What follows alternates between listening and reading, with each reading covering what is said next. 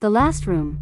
The old mansion on the hill had stood abandoned for years, shrouded in mystery and whispered tales of ghosts. Its last owner, an eccentric recluse named Victor Hawthorne, had disappeared without a trace, leaving the mansion to decay. The townspeople avoided it, convinced it was cursed. But for Emma, an aspiring urban explorer, the mansion was the ultimate challenge. On a cloudy autumn afternoon, Emma decided to investigate. Armed with a flashlight, a camera, and a sense of adventure, she approached the looming structure. The iron gates creaked open, and the overgrown garden seemed to close in around her as she made her way to the front door. It opened with a groan, revealing a grand but decaying interior.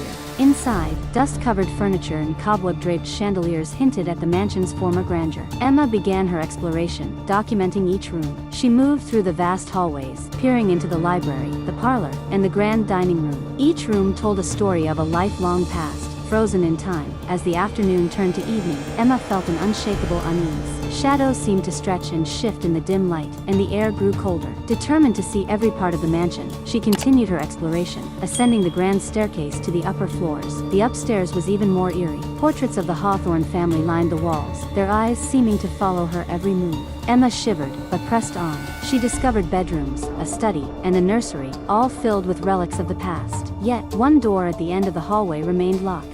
Emma felt a strange compulsion to enter this last room. She searched the other rooms for a key and finally found it in the master bedroom, hidden in a drawer. With the key in hand, she returned to the locked door. Her heart pounded as she inserted the key and turned it. The door swung open with a loud creak. The room was small and bare, with a single, large mirror dominating one wall. Unlike the rest of the mansion, this room was spotless, as if time had not touched it. Emma stepped inside, her reflection staring back at her. As she moved closer to the mirror, she noticed something strange. Her reflection was not mimicking her movements. Her reflection smiled, though Emma's face remained frozen in shock. She tried to back away, but her feet felt rooted to the spot. The reflection's eyes grew darker, and it began to move toward her, stepping out of the mirror. Emma's mind screamed in terror, but her body wouldn't respond. The figure emerged fully from the mirror, a dark, shadowy doppelganger. It circled her slowly, whispering in a voice that echoed in her mind, "Thank you for freeing me." With a sudden, violent motion, the doppelganger lunged at Emma. She felt a coldness engulf her, and everything went black.